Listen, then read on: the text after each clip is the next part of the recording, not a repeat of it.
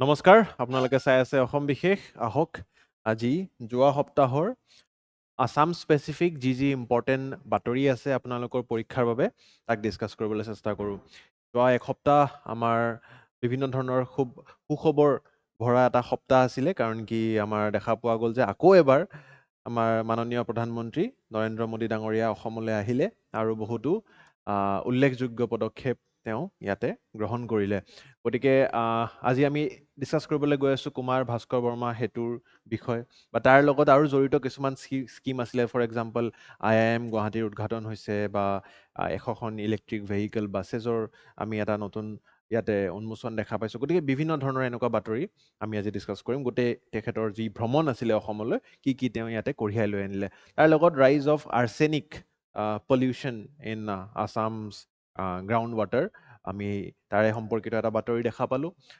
Hollongapar wild life চেংচুৰীটোৰ বিষয়ে এটা মানে দুখ লগা বাতৰি আছে, তাৰে বিষয়ে আমি ডিছকাছ কৰিবলৈ গৈ আছোঁ। তাৰ লগত special revision of the electoral roll, অসমৰ নিৰ্বাচন, যি বিধানসভাৰ নিৰ্বাচন আহিবলগীয়া আছে, তাৰে আগে আমাৰ এই স্পেচিয়েল ৰিভিজনটোৰ বিষয় কি হৈছিলে, কি নাই হোৱা, আৰু স্পেচিয়েল ৰিভিজন কাক কয় বেচিকেলি ইলেক্টৰেল ৰোল বা ভোটাৰ তালিকাবোৰৰ, তাকো আমি ডিছকাছ কৰিবলৈ গৈ আছোঁ। আৰু মৰাণৰ যি ইমাৰ্জেঞ্চি লেণ্ডিং ফেচিলিটি, তাৰ বিষয়েও আমি বাতৰি এটা কভাৰ কৰিম। গতিকে এই গোটেইকেইটা বাতৰি যি ইম্পৰ্টেণ্ট কাৰেণ্ট এফেয়াৰ্ছৰ কুৱেশ্যনছ আমি ডিছকাছ কৰিম, তাক আপোনালোকে আমাৰ এপ্লিকেশ্যনটোতো ডাউনলোড কৰি ছল্ভ কৰিবলৈ পাৰিব। আহকচোন পোনপ্ৰথমে এই বাতৰিটো দেখিবলৈ চেষ্টা কৰোঁ, চাবলৈ চেষ্টা কৰোঁ। কুমাৰ ভাস্কৰ বৰ্মা সেতু, ডাইৰেক্ট প্ৰিলিমছত কুৱেশ্যন আহি যাব পাৰে যে এই যিটো গুৱাহাটীৰ পৰা নৰ্থ গুৱাহাটী কানেক্টিং এখন দলং বা ব্ৰিজ আমি ইয়াতে নিৰ্মাণ কৰিলোঁ, সেই ব্ৰিজখনৰ বা দলংখনৰ নাম কি? ঠিক আছে, গতিকে সেই দলংখনৰ নাম দিয়া হৈছে কুমাৰ ভাস্কৰ বৰ্মা সেতু। কুমাৰ ভাস্কৰ বৰ্মাৰ বিষয়ে আপোনালোকে সকলোৱে জানে, বৰ্মনা ডাইনেষ্টিৰ এটা খুব উল্লেখযোগ্য এজন তেওঁ ৰজা আছিল, one of the most powerful Kings of that dynasty. আৰু এই ব্ৰিজখনৰ বিষয়ে আৰু বিভিন্ন প্ৰশ্ন আহিব পাৰে। ফৰ এক্সাম্পল এখন 6 লেন এক্সট্ৰা ড'জড PSC ব্ৰিজ হয়, ৰাইট। তাৰে লগত আপোনালোকে জানিব লাগিব যে এতিয়া 14 ফেব্ৰুৱাৰী তাৰিখে এই ব্ৰিজখনৰ উদ্ঘাটন হ'ল, কিন্তু 15-20 দিন আমাৰ মাননীয় মুখ্যমন্ত্ৰীয়ে কৈছে এই ব্ৰিজখন ৱাকিং জ'ন কৰি ৰাখিম। কাৰণ কি গাড়ী যদি এবাৰ যান বাহন চলা আৰম্ভ হৈ যায়, তেতিয়া মানুহে সেই ব্ৰিজখন উপভোগ কৰিব নোৱাৰিব, তেওঁলোকে তাতে খোজ কাঢ়িব নোৱাৰিব। গতিকে ৱাকিং জ'ন হিচাপে কমপ্লিট ব্ৰিজখন মুকলি কৰা হৈছে, আপোনালোকেও যাই উপভোগ কৰিব পাৰিব। এখন খুব ধুনীয়া বৃহৎ দলং নিৰ্মাণ হৈ উঠিছে খুব চমু সময়ত। আচ্ছা, তাৰে পিছত এই ব্ৰিজখন নৰ্থ গুৱাহাটীৰ গৌৰীপুৰলৈ কানেক্ট হোৱাৰ এটা প্ৰচেষ্টা আছিলে, কিন্তু এতিয়া মডেল কোড অফ কণ্ডাক্ট অতি শীঘ্ৰভাৱে আমাৰ ইয়াতে অতি শীঘ্ৰে আমাৰ লাগু হৈ যাব। গতিকে তাৰ বাবে আমি যেতিয়া এই 15-20 দিনৰ ভিতৰত বা মাৰ্চত যেতিয়া আমাৰ ব্ৰিজখন আমাৰ কাৰণে খুলি দিয়ে যান বাহনৰ কাৰণে, তেওঁলোকে কিন্তু তেতিয়া গাড়ীবোৰ এই IIT গুৱাহাটী হৈ টাৰ্ণিং লৈ যাব লাগিব, হাইৱে হৈ যাব লাগিব। তাৰে পিছত আকৌ ডাইৰেক্ট গৌৰীপুৰ কানেকশ্যনো এটা জুন মানলৈ আমি ইয়াতে আশা কৰিব পাৰোঁ বুলি আমাৰ মাননীয় মুখ্যমন্ত্ৰী ডাঙৰীয়াই আমাক জনাইছে। আচ্ছা, তাৰে লগত কেইটামান ইম্পৰ্টেণ্ট ইয়াতে লেংথ অফ দ্য ব্ৰিজ প্ৰিলিমছত ফেকচুৱেল আহি যাব পাৰে, 1.24 kilometres, width of the bridge 33 metres, length of the flyovers 2.86 kilometres, আৰু length of the approach roads 3.65 kilometres. এইখিনি আপোনালোকে অকণমান জানি থোৱাটো উচিত বুলি মই ভাবোঁ। ঠিক আছে, ইয়াতে ইউনিক ফিচাৰ্ছ কি আছে? ফ্ৰিকশ্যন পেণ্ডুলাম বিয়াৰিং, ঠিক আছে। এই যে ইয়াতে আপোনালোকে এইবিলাক পেণ্ডুলামবিলাক দেখা পাইছে, ফ্ৰিকশ্যন পেণ্ডুলাম বিয়াৰিং আছে, বিয়াৰিংছবিলাক, ঠিক আছে। তাৰ লগত integration of bridge health monitoring system, এই ব্ৰিজখনত কিছুমান এনেকুৱা পোষ্টবিলাকত আপোনাৰ হেল্থ মনিটৰিং ছিষ্টেমছ ইনষ্টল কৰা হৈছে। High performance concrete of the grids, ঠিক আছে, M70 কোৱালিটি ইয়াতে ইউজ কৰা হৈছে। Facade lighting for bridge aesthetics, ঠিক আছে। যি লাইটিং ফেচিলিটি আছে তাৰ অলৰেডি মানে ফেকেড লাইটিং ফেচিলিটিজ আমি ইয়াতে ইনষ্টল কৰিছোঁ, এস্থেটিক্সৰ কাৰণে ভাল ধুনীয়া দেখিবলৈ। আৰু multi span extra dose configuration of 200 metre ইচ কৰা হৈছে। তাৰে লগতে জড়িত বাতৰি যে ব্ৰিজখনৰ উদ্ঘাটনৰ লগতে প্ৰধানমন্ত্ৰী ডাঙৰীয়া যেতিয়া নিজে আহিছে, তেখেত মৰাণলৈও গৈছিলে। গতিকে মৰাণত কি হৈছে, মৰাণ হাইৱে এটা আমি দেখা পাইছোঁ। এই মৰাণ হাইৱেত ELF ফেচিলিটি, এটা ইমাৰ্জেঞ্চি লেণ্ডিং ফেচিলিটি তাতে আমি ডিজাইন কৰিছোঁ। এই হাইৱেটোতে মানে এনেকুৱা ইমাৰ্জেঞ্চি লেণ্ডিং ফেচিলিটি কাক কয়, যে এই হাইৱেটোতে আমি তাতে এয়াৰক্ৰাফ্ট লেণ্ডিঙো কৰিব পাৰোঁ, ফাইটাৰ এয়াৰক্ৰাফ্ট হওক বা ট্ৰান্সপৰ্টাৰ এয়াৰক্ৰাফ্ট হওক। এতিয়া মোদী ডাঙৰীয়া যিখন এয়াৰক্ৰাফ্টত গৈছিলে ডেট ইজ 130J, C-130J এটা ট্ৰান্সপৰ্টাৰ মিলিটাৰী গ্ৰেড এয়াৰক্ৰাফ্ট হয়, যাক আমি লকহিড মাৰ্টিন C-130J বুলিও জনাজাত। গতিকে এইখন এয়াৰক্ৰাফ্ট আপোনালোকে দেখা পাইছিলে, ঠিক আছে। Super Hercules medium size American 4 engine turboprop multi military transport aircraft হয় এখন। গতিকে তেখেতে এই এয়াৰক্ৰাফ্টখনৰ দ্বাৰা তাতে লেণ্ডিং কৰি দেখালে আৰু জনালে যে আমাৰ যিটো এয়াৰ পাৱাৰ, এয়াৰ ফ'ৰ্চৰ যিটো আমাৰ সক্ষমতা, সেই সক্ষমতাই আমাক এই উত্তৰ পূব অঞ্চল বা আমি যি তিব্বত বা অৰুণাচল প্ৰদেশৰ আগত আমি যদি চাইনা যদি কেতিয়াবা আমাৰ ইয়াতে সোমাই আহিবলৈ চেষ্টা কৰে, গতিকে আমি বা বাংলাদেশ বা ম্যানমাৰ বৰ্ডাৰ আছে, আমি we are surrounded by international borders all around, আৰু তাতে টাৰ্মইলো চলি থাকে মাজে সময়ে। বাংলাদেশৰ আপোনালোকে শুনা পাইছে ম্যানমাৰত বিভিন্ন ধৰণৰ কূপ চলি থাকে।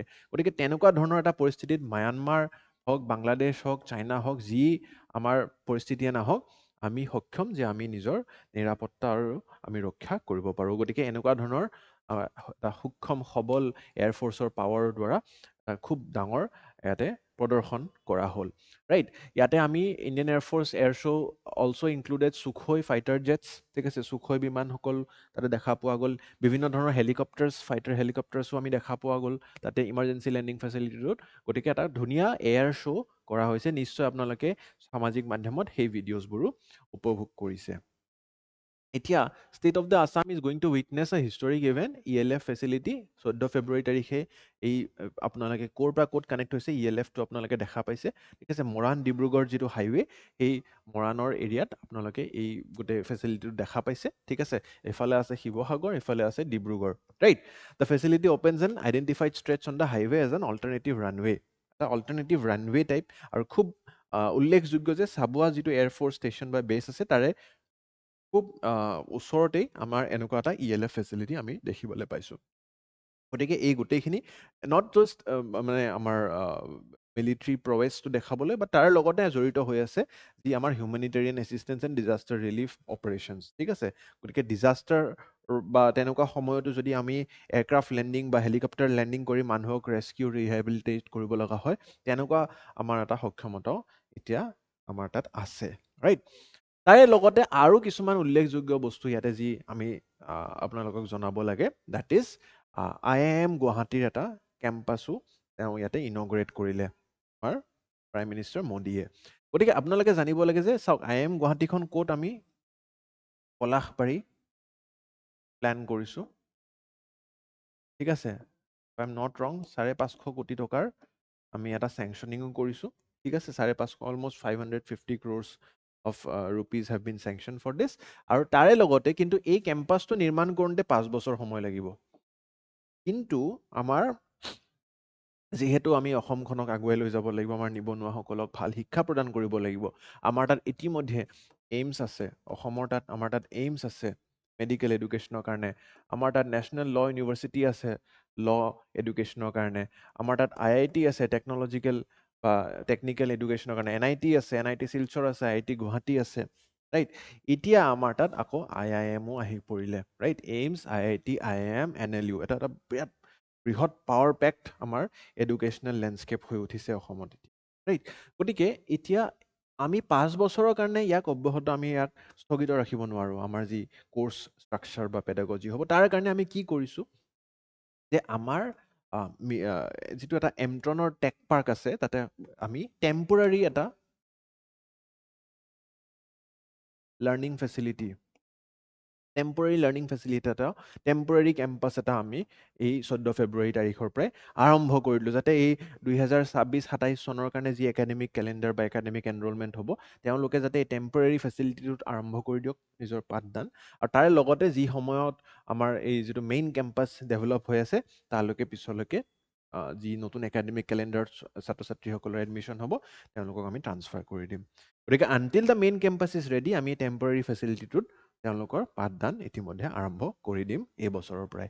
তাৰ লগত এটা NIC data centre coming at Amingaon ঠিক আছে এ নেশ্যনেল ডাটা চেণ্টাৰ এটা আমি অসমৰ কাৰণে ইয়াতে ডাটা চেণ্টাৰ এটাও থাকিব যিহেতু আমাৰ এতিয়া সামাজিক মাধ্যমত ছ'চিয়েল মিডিয়াত ইমান ধৰণৰ বিভিন্ন ধৰণৰ ডাটা প্ৰচলন হৈ থাকে গতিকে সেই NIC ডাটা চেণ্টাৰ আৰু তাৰ লগত he will also' flag off 100 বাছেছ গতিকে এনেকুৱা আমাৰ ইলেক্ট্ৰিক বাছ আপোনালোকে অসমত বা গুৱাহাটীত ইতিমধ্যে দেখা পাইছে গতিকে এনেকুৱা আৰু 100খন বাছ ইয়াতে মুকলি কৰা হ'ব গতিকে এই গোটেইখিনি আপোনালোকে কিন্তু জানাটো উচিত বুলি মই ক'ব বিচাৰিম ইমাৰ্জেঞ্চি লেণ্ডিং ফেচিলিটিটোৰ আপোনালোকে কনচেপ্টটো বুজি পাইছে কিজানি যে national highways are developed as emergency landing air strips যেতিয়া এনেকুৱা ৰিম'ট এৰিয়া আছে তাতে আমি এয়াৰফ'ৰ্চ বেছ বা ষ্টেচন এটা এষ্টাব্লিছ কৰি ৰখাটো আমাৰ কাৰণে কষ্টদায়ক হ'ব পাৰে আমাৰ কাৰণে কঠিন হ'ব পাৰে গতিকে তাৰে কাৰণে আমাৰ হাইৱেবোৰে ইমান আমি বহলকৈ বনাম মই নিজেও তাতে গাড়ী চলাই পাইছোঁ সেই হাইৱেটোত খুব মানে এটা বিশাল পথাৰ হেন পায় ঠিক আছে গাড়ীখন এখন পৰুৱা যেন পায় আৰু তাতে চলালেও খুব বঢ়িয়াকৈ সমান একদম চিধা ৰাস্তা এটা বনাইছে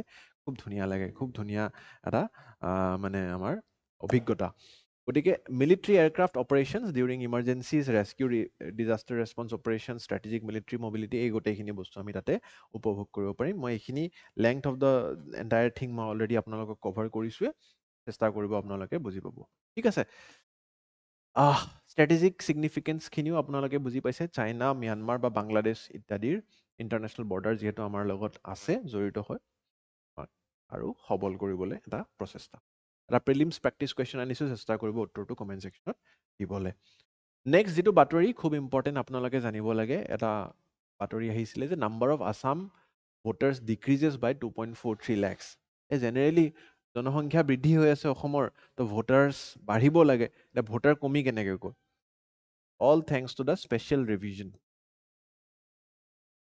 ৰিভিজন অফ ইলেক্টৰেল ৰুলছ তালিকা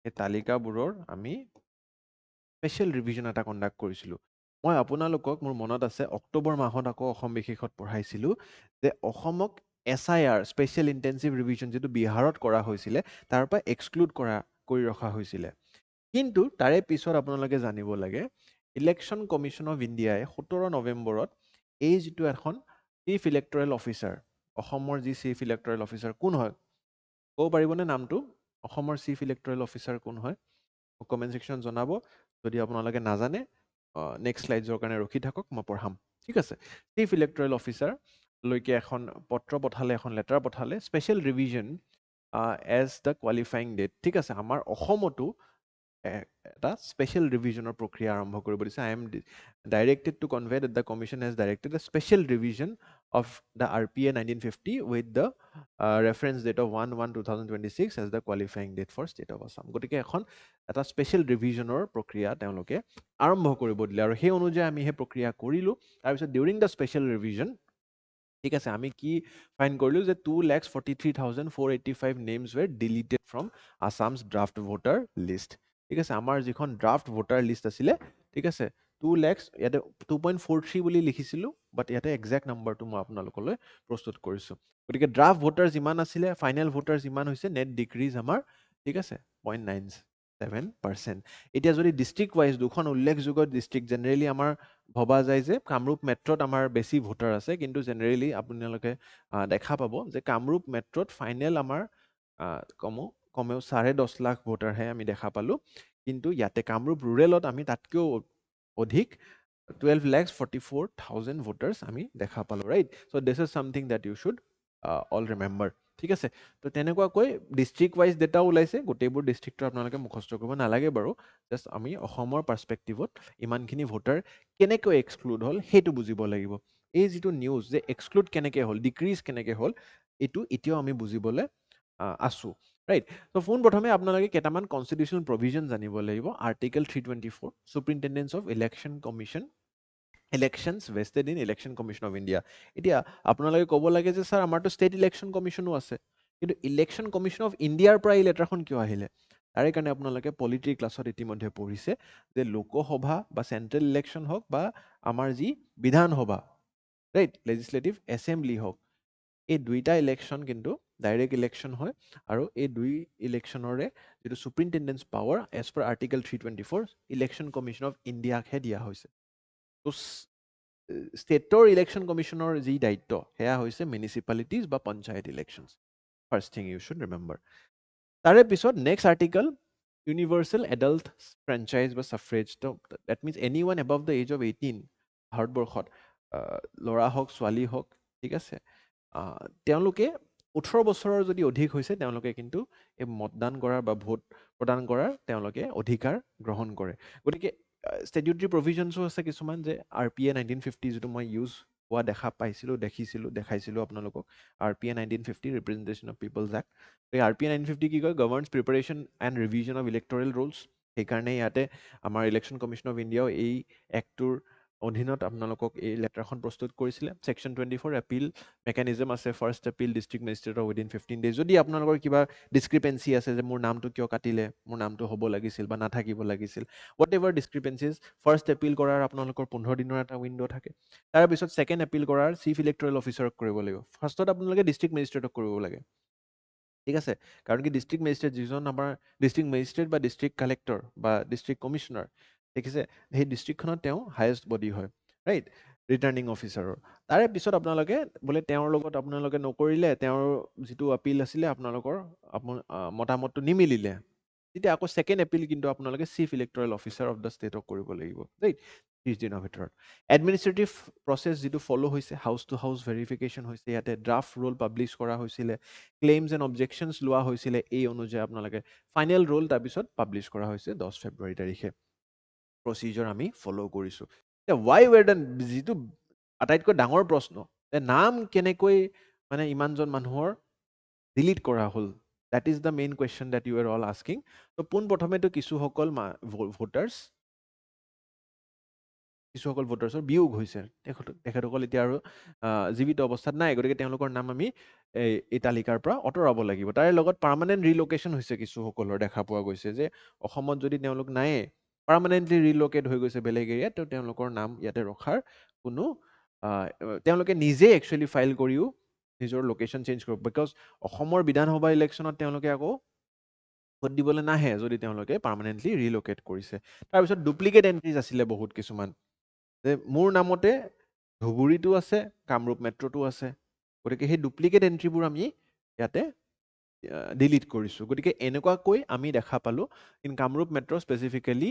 মই এখন জিলাৰ উদাহৰণ দিছোঁ, কাৰণ কি মই এই ক্লাছটো কামৰূপ মেট্ৰ'ৰ পৰা লৈ আছোঁ। 26,000 ডিলিশ্যনছ ডিউ টু ডেথ হৈছে, কমেও 17,000 ডিউ টু পাৰ্মানেণ্ট শ্বিফটিং হৈছে, 3,500 এনৰল্ড ইন আদাৰ ডিষ্ট্ৰিক্টছ, আৰু তাৰ লগত 22,000 নিউ ভোটাৰ্ছ অলছ' এডেড। গতিকে এনেকুৱা নহয় যে আমি অকল ডিলিটে কৰি গৈছোঁ, আমি এডো কৰিছোঁ। কাৰণ কি কিছুসকল যোনে যোৱা বছৰলৈকে 17 বছৰ আছিলে, 16 বছৰ আছিলে, তেওঁলোকৰোতো আমি এণ্ট্ৰি কৰিব লাগিব যোন 18 বছৰতকৈ অধিক হৈ গৈছে, ৰাইট। গতিকে তেনেকুৱা ধৰণৰ প্ৰক্ৰিয়া ডিষ্ট্ৰিক্ট ৱাইজ। আপোনালোকে এই ডাটাবোৰ মনত ৰাখিব নালাগে, কিন্তু ৰিজনখিনি আপোনালোকে জানি থোৱাটো, ঠিক আছে। এতিয়া ইলেক্টৰ কাক কয় সেইটো গম পায় নাই আপোনালোকে? 18 বছৰটোতো মই ক্ৰাইটেৰিয়া ক'লোঁ, তাৰে ওপৰত চিটিজেন অফ ইণ্ডিয়া হ'বই লাগিব, নট লেছ দেন 18 years, এইটোতো মই ক'লোঁ। Ordinary resident of the constituency, ঠিক আছে। এই যিটো ক্ৰাইটেৰিয়া 1/1/2026, এই ক্ৰাইটেৰিয়াটো এই পত্ৰখনত আছিলে দেই, ইলেকশ্যন কমিশ্যন অফ ইণ্ডিয়াৰ। গতিকে কাৰণ কি ইয়াতে ডেটটো কোৱালিফাইং ডেট দিয়া আছিলে নহয়, 1/1/2026। গতিকে এই ডেটত যোন 18 বছৰতকৈ অধিক তেওঁলোকেহে ভোট প্ৰদান কৰিব পাৰিব। Not disqualified under any law and not of unsound mind. বুজি পাইছেনে? এই ক্ৰাইটেৰিয়াখিনি ফুলফিল কৰি আমি এনেকুৱাকৈ ডিষ্ট্ৰিক্ট ৱাইজ কাম কৰিলোঁ, আৰু তাৰে পিছত আমাৰ কি ফাইণ্ডিং আহিলে যে 2.43 lakh people were deleted or decreased, voters were decreased from Assam, ঠিক আছে। আই হোপ বুজি পালে। এতিয়া CEO আমাৰ যি ষ্টেট চিফ ইলেক্টৰেল অফিচাৰ আছিলে, মই নামটো আপোনালোকক সুধি আছিলোঁ তেতিয়ালৈকে যোনে যোনে পাৰা নাছিলে, আছাম CEO হয় অনুৰাগ গোয়েল ছাৰ, ঠিক আছে। অনুৰাগ গোয়েল, তেখেতৰ নামটো জানিবলৈ, ন' চুৱ মোটো ডিলিশ্যন ৱেৰ দেৰ, তেওঁ স্পষ্টীকৰণো দিছে, ঠিক আছে, যে আমাৰ কোনো আৰ্বিট্ৰেৰী ডিলিশ্যন হোৱা নাই, ডিউ প্ৰচেছ আমি ফ'ল' কৰিছোঁ, যি প্ৰচেছ আমাৰ ইলেকশ্যন কমিশ্যন অফ ইণ্ডিয়াই বান্ধি দিছে।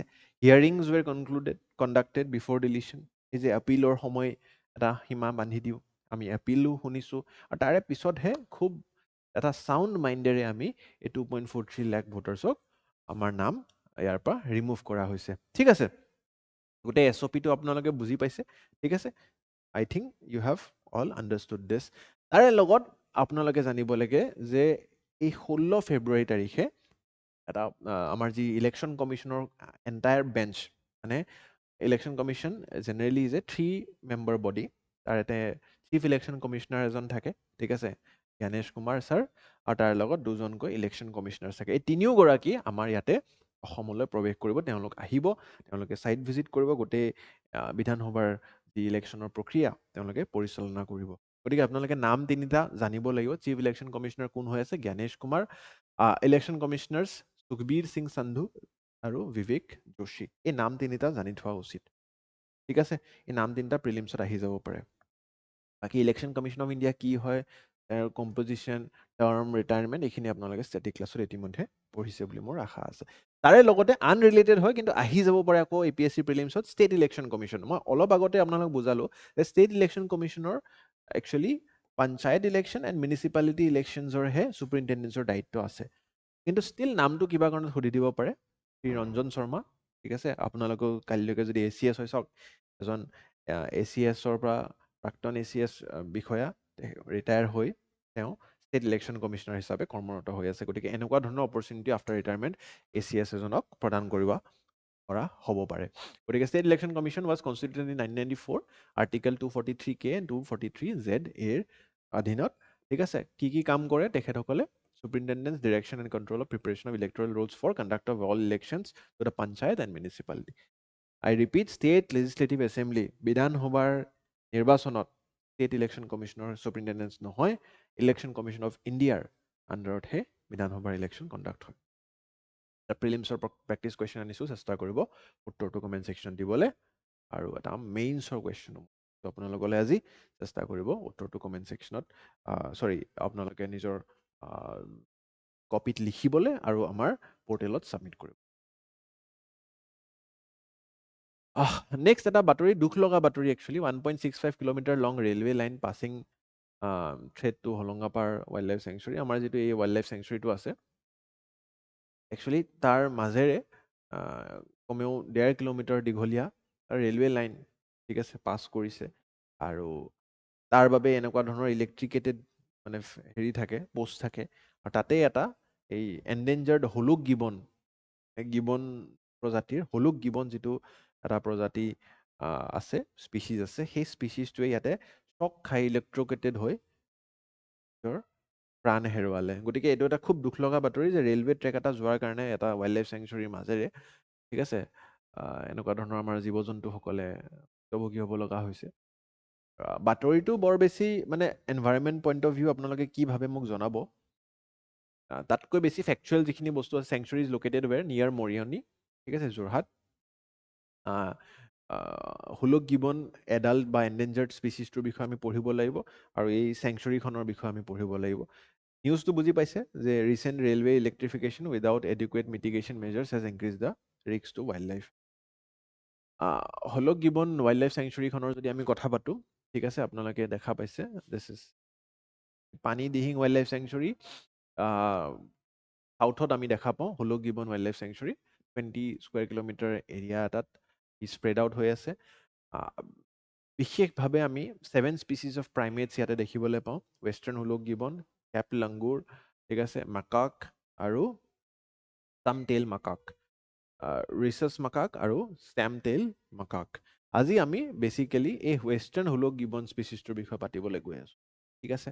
আচ্ছা, ইণ্ডিয়াত ইষ্টাৰ্ণ হুলুক গিবন স্পিচিছ এটাও পায়, কিন্তু আমাৰ ইয়াতে গিবন ৱাইল্ড লাইফ চেংচুৰীত এই ৱেষ্টাৰ্ণ হুলুক গিবনটোৰ প্ৰাণ হেৰুৱাইছে, আৰু তাকে আমি বিশেষকৈ দেখিবলৈ পাওঁ। Sanctuary has been become a forest island due to fragmentation and loss of connectivity.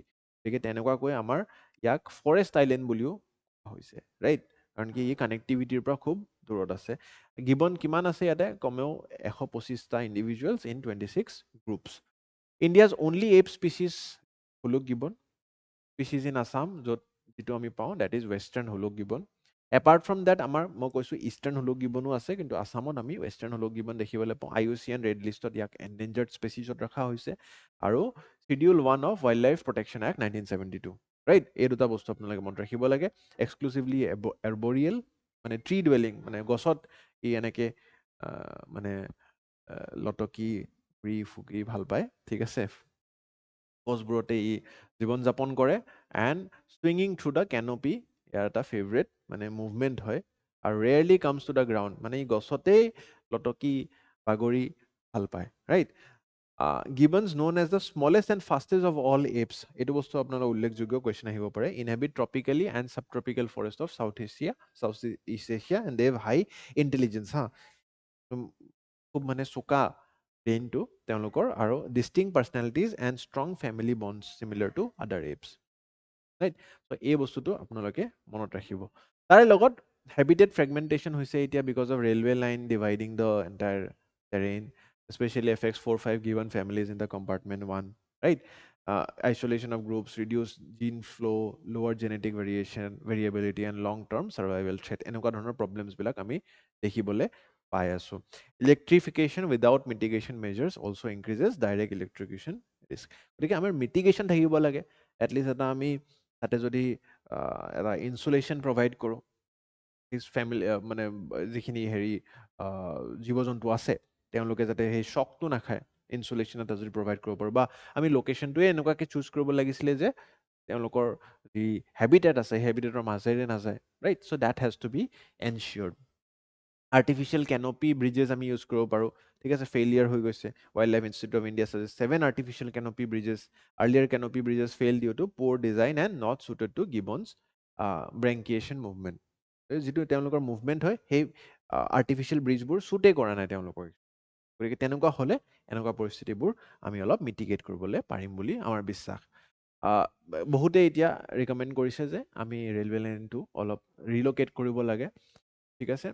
Outside the sanctuary and properly design canopy bridges লাগিব আমাক যাতে যান বাহন বা যি ৰেলৱে লিংকেজ আছে তেওঁলোকে যাতে এই জীৱ জন্তুবিলাকৰ লগত ইয়াতে সংস্পৰ্শত নাহে লেণ্ডস্কেপ কানেক্টিভিটি ৰিষ্টৰেশ্যন কৰিবলৈ দিছে ফৰেষ্ট কৰিডৰ্ছ লিংকিং চেংচুৰী টু নিয়াৰ বাই ফৰেষ্ট পেচেছ যাতে তেওঁলোকৰ হেবিটেট এক্সপেনশ্যন হয় আৰু ecological implications loss of top arboreal species impact seed dispersal and forest regeneration এই যিবিলাকে এই যে গিবন বা এটচেট্ৰা তেওঁলোকে গছতেই গোটেই জীৱনটো তেওঁলোকে ঘূৰি বাগি থাকে গতিকে তেওঁলোকে কি কৰে এই যিবিলাক গুটি আছে চিড ডিছপাৰ্চেলছ কৰিব লাগে বা পলিনেশ্যনত সহায় কৰে তেনেকুৱা ধৰণৰ প্ৰক্ৰিয়াবিলাকো ইয়াতে ৰখি যায় গতিকে that also' needs to be taken care of genetic bottleneck risk in small isolated population এটা প্ৰিলিমছৰ প্ৰেক্টিছ কুৱেশ্যন আনিছোঁ চেষ্টা কৰিব উত্তৰটো কমেণ্ট ছেকশ্যনত দিবলৈ next arsenic beyond prescribed limits found in ground water in the state right ত' আমি এবাৰ চেষ্টা কৰোঁ এই বাতৰিটো বুজিবলৈ অসমৰ যি গ্ৰাউণ্ড ৱাটাৰ আছে the Union Minister of State for Jal Shakti informed parliament that arsenic beyond prescribed limits has been found in some of the isolated pockets of Assam's groundwater. গতিকে অসমৰ যি groundwater আছে তাতে আমাৰ arsenic তো beyond prescribed limitত আমি পাইছো as per data from the central groundwater body groundwater in Assam remains largely potable আমাৰ যি groundwater actually generally potable water মানে আমি খাব পাৰো ড্ৰিংক কৰিব পাৰো কিন্তু কিছুমান এৰিয়াত এতিয়া আৰ্চেনিক পলিউশ্যনটো বাঢ়ি গৈছে বৃদ্ধি হৈছে আৰু তাৰ কাৰণটো একচুৱেলি আমাৰ জিঅ'গ্ৰাফিটোৱে হয় আহকচোন বুজিবলৈ চেষ্টা কৰোঁ কিয় হৈছে আৰ্চেনিক ইজ নেচাৰেলি অকাৰিং টক্সিক মেটেলইড মানে পানীত যদি আৰ্চেনিকৰ মাত্ৰা বৃদ্ধি হৈ যায় তেনেহ'লে তাক আমি টক্সিক বুলি ক'ব পাৰোঁ আমাৰ কাৰণে স্বাস্থ্যৰ কাৰণে ভাল নহয় এতিয়া আমাৰ গ্ৰাউণ্ড ৱাটাৰত জেনেৰেলি কেনেকৈ নিজে উৎপাদন হয় geological process especially in alluvial plains sediment interaction in river basins যিবিলাক আমাৰ যিখন আমাৰ ব্ৰহ্মপুত্ৰ নৈ আছে actually that is formed from the মানে it flows through rocks of Himalayas Himalayan যিবিলাক ৰক্স আছে সেইবোৰৰ থ্ৰু ই ফ্ল' কৰে আৰু জিঅ'লজিকেলি সেই ৰক্সবিলাক ইৰ'ড হৈ হৈ হৈ হৈ তাৰ পৰা যি আৰ্চেনিকৰ মাত্ৰা সেইটো আমাৰ চিক ডাউন হয় পৰাছ যিখিনি আমাৰ ছাৰ্ফেচ আছে তাৰ পৰা তললৈ গৈ গ্ৰাউণ্ড ৱাটাৰত ই মিলি যায় আৰু সেইকাৰণেই আমাৰ আল্টিমেটলি সেই ৰক্সবোৰৰ যি আৰ্চেনিক কোৱান্টিটি আছে আমাৰ গ্ৰাউণ্ড ৱাটাৰত মানে মিক্স হৈ আমাৰ আৰ্চেনিক পলিউশ্যনটো বৃদ্ধি কৰে গতিকে this is naturally occurring long term exposure causes skin lesions, cancer, cardiovascular diseases and neurological disorders. গতিকে এনেকুৱা ধৰণৰ প্ৰব্লেমছবিলাক আমি দেখিবলৈ পাওঁ in long run WHO World Health Organization guideline for arsenic in drinking water is 10 micrograms per liter ঠিক আছে গতিকে BIS যিটো ষ্টেণ্ডাৰ্ড পাৰ্মিছেবল হৈছে that is 0.01 milligrams per liter গতিকে এই WHO ৰিকমেণ্ডেশ্যন অনুযায়ী আমি নিজৰো ষ্টেণ্ডাৰ্ড ইণ্ডিয়ান ষ্টেণ্ডাৰ্ড ছেট কৰিছোঁ 0.01 মিলিগ্ৰামছ পাৰ লিটাৰ বাট পাৰ্মিছেবল যিটো হয় কৈছে যে উপায় নাপালে 0.01 নাপালে 0.05তো আমি খাব পাৰোঁ পানী খাব পাৰোঁ ইমানখিনি আৰ্ছেনিক থাকিলে কিন্তু কিছু কিছু এৰিয়াত এতিয়া দেখা পোৱা হৈছে এই লিমিটটো সাৰপাছ হৈ গৈছে ক্ৰছ হৈ গৈছে right so' that needs to be controlled. Located in the why in Assam? Because Brahmaputra floodplain, ঠিক আছে, composed of young alluvial sediments. আৰু এই young alluvial sediments টো ক'ৰ পৰা আহে? Generally Himalayan rocks or পৰা। মই যিটো আপোনালোক বুজালো, Brahmaputra carries sediments eroded from the Himalayan rocks, some of which naturally contains arsenic. And similar contamination is seen in West Bengal, Bihar and Bangladesh also. ঠিক আছে কাৰণ কি আল্টিমেটলি যিবিলাক নদী আমাৰ বৈ আছে এই হিমালয়ান ৰকছৰ থ্ৰু ফ্ল' হৈ আছে আৰু তাৰ পৰা আৰ্ছেনিকৰ মাত্ৰা গ্ৰাউণ্ড ৱাটাৰত যায় ground water is primary drinking water এইটো আচ্ছা উল্লেখযোগ্য বস্তু যে আমাৰ কিন্তু ফিল্টাৰ্ড ৱাটাৰ আমাৰ কামৰূপ মেট্ৰ' বা আপোনালোকৰ ঘৰত ফিল্টাৰ আছে নে জনাবচোন খুব চিলি কুৱেশ্যন বাট জানিব বিচাৰিছোঁ যে কোনোবা এনেকুৱা আছে নেকি যোনে still without filtration directly ground water মানে কি এই যে আমাৰ দমকল থাকে কুলৰ পানী ডাইৰেক্ট বা যি আমাৰ হেৰি হেণ্ডপাম্প বা আমাৰ যিটো কুঁৱাৰ পানী ডাইৰেক্ট কুঁৱাৰ পৰা উঠাই পানী খায় নেকি উইদাউট ফিল্ট্ৰেশ্যন বা কলহত থৈ কিনে খায় নেকি জনাবচোন মোক দেই গতিকে তেনেকুৱা ধৰণৰ ইয়াতে আমি দেখা পাইছোঁ আপোনালোকৰ কিজানি নহয় কিন্তু যিবিলাক গাঁৱে ভৈয়ামে মানুহ আছে মেক্সিমাম প্ৰাইমেৰী ড্ৰিংকিং চ'ৰ্চ আমাৰ ৰুৰেল আছামত গ্ৰাউণ্ড ৱাটাৰ বুলিয়ে আমাক জনাইছে মিনিষ্ট্ৰী অফ জল শক্তি গতিকে ইয়াতে আমাৰ Central Ground Water Board State Public Health Engineering Departments PHE right all of them has to work hand in hand and Jal Jeevan mission যিবিলাক টেপ ৱাটাৰ প্ৰভাইড কৰিব তেওঁলোকেও চাব লাগিব special focus on arsenic and fluoride affected habitation right so' এইটো এটা joint initiative আমাৰ হ'ব লাগিব regular ground water quality monitoring হ'ব লাগিব promotion of treated piped water supply community awareness campaigns installation of arsenic removal plants and integration with health surveillance data এই গোটেইখিনি আমি প্ৰচেষ্টা কৰিব লাগিব পাৰ্লিয়ামেণ্টাৰী ডিছক্ল'জাৰ্ছ এনচিয়ৰ ট্ৰান্সপেৰেঞ্চি আমাৰ যিটো এই গোটেই ডিছকাশ্যনটো হৈছে জল শক্তি মিনিষ্ট্ৰীৰ পৰা ডিছক্ল'জাৰটো হৈছে তাৰে কাৰণেই আজি আমি এইখিনি মানে গম পাইছোঁ গতিকে সেইটো এটা খুব ভাল হৈছে একনলেজমেণ্ট হৈছে এণ্ড ক্ৰনিক হেল্থ ৰিস্কবিলাক আমি যাতে ৰখাব পাৰোঁ তাৰ কাৰণে আমি এইখিনি পদক্ষেপ ল'ব লাগিব ৰাইট গতিকে ইয়াৰে ওপৰত ভিত্তি কৰি এটা প্ৰিলিমছৰ প্ৰেক্টিছ কুৱেশ্যন আনিছোঁ চেষ্টা কৰিব উত্তৰবোৰ কিন্তু আপোনালোকে ভিডিঅ'টো পজ কৰি ছল্ভ কৰি গৈ থাকিব শেষত মই নাভাবোঁ যে ইয়াৰ পৰা ডাইৰেক্ট কুৱেশ্যন এটা আহিব পাৰে কিন্তু আমাৰ অসমীয়া এজন ল'ৰা ঠিক আছে খুব গৌৰৱ কৰিব লাগে আমি Riyan Parag has been named as Rajasthan Royals captain for IPL 2026 গতিকে এটা সুখবৰ হয় ঠিক আছে কোনোবাই যদি ক্ৰিকেট ভাল পায় IPL ভাল পায় বা এনেও এজন অসমীয়া হোৱা স্বত্তে আমি গৌৰৱ কৰিব লাগে আমি কামনা কৰিছোঁ যাতে ৰিয়ান পৰাগে আৰু আমাৰ কাৰণে গৌৰৱ কঢ়িয়াই আনি থাকে অসমলৈ আৰু ক্ৰিকেটৰ জগতত তেওঁ যাতে আৰু বহুত ভাল কাম কৰে ভাল বেটিং কৰে ভাল বলিং কৰে ভাল ফিল্ডিং কৰে এই কামনাৰে আজিৰ অসম বিশেষ মই ইয়াতে সামৰিছোঁ ধন্যবাদ